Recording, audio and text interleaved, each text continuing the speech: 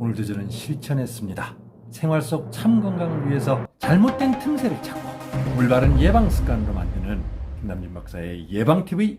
제가 가장 좋아하는 형님 중에 한 분이 급성 뇌경색 진단을 받았습니다. 그리고 이튿날 지인의 친구 남동생이 뇌출혈로 입원하는 일이 발생했습니다. 이 중에 형님은 70대임에도 불구하고 골든타임을 잘 지킨 덕택에 뭔 일이 있어요? 하듯이 아무렇지도 않게 세상에 나왔지만, 다른 지인의 동생은 40세임에도 불구하고 의식만 조금 있을 뿐 병원 신세를 계속 지고 있습니다. 그래서 오늘은 쌀쌀해질수록 더 증가하면서 남녀 고령자들 뿐만 아니라 50대 미만의 젊은 사람들에게서도 어김없이 나타날 수 있는 뇌졸중의 증상을 중심으로 전달하고자 합니다. 발생하기 전의 예방, 가장 먼저 뇌졸중의 개념과 발생 빈도에 대해서 살펴봅니다. 뇌졸중은 중풍이라는 말로도 불리우는 질환으로 뇌에 혈액을 공급하는 혈관의 일부가 막히거나 터져서 뇌 손상을 입는 것으로 잘 알려져 있습니다. 세계 뇌졸중 기구에 의하면 매년 1,500만 명이 뇌졸중으로 쓰러진답니다. 그 중에 600만 명이 사망하고 500만 명은 영구적 손상을 입고 있습니다. 국내에서도 최소 10만 명 이상의 환자가 매년 발생하고 20분에 1명씩 뇌졸중으로 사망하는 것으로 알려지고 있습니다.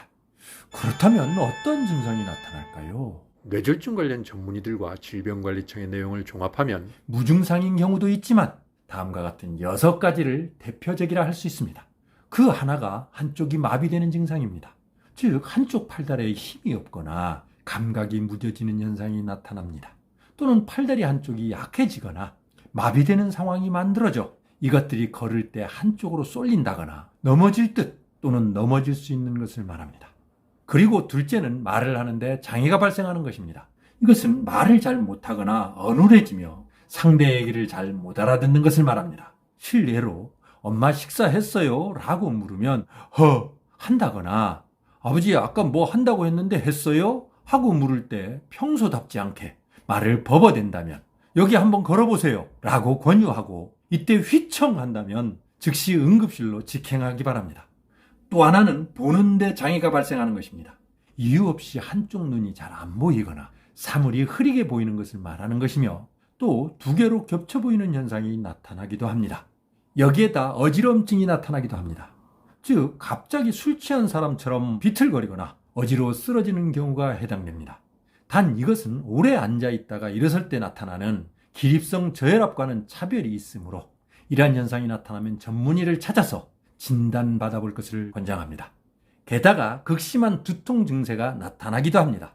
지금껏 겪어보지 못한 머리에 통증이 온다거나 무엇인가로 강하게 머리를 맞은 것 같은 그런 통증이 오는 경우를 말합니다. 여기에 토할 것 같은 울렁거림이 나타나거나 실제로 토하기도 한답니다. 마지막으로 삼킴의 장애가 발생하기도 합니다. 음식물을 먹으면 잘 삼키지 못하고 사례가 잘 드는 경우가 해당됩니다. 또 침을 삼키지도 못해서 옆으로 질질 흘리는 사례도 있습니다. 이상 6가지 증상 이외에도 여러 가지가 있지만 최소한 이것만이라도 잘 기억해서 증상이 나타났을 때 빠른 시간에 병원을 방문하거나 119를 활용하도록 합니다. 단 이런 지식은 가족 모두에게 알려줍니다. 그러면 누가 그러한 증상이 나타나더라도 당황하지 않을 것입니다. 여러분들의 건강을 기원합니다. 발생하기 전에 예방,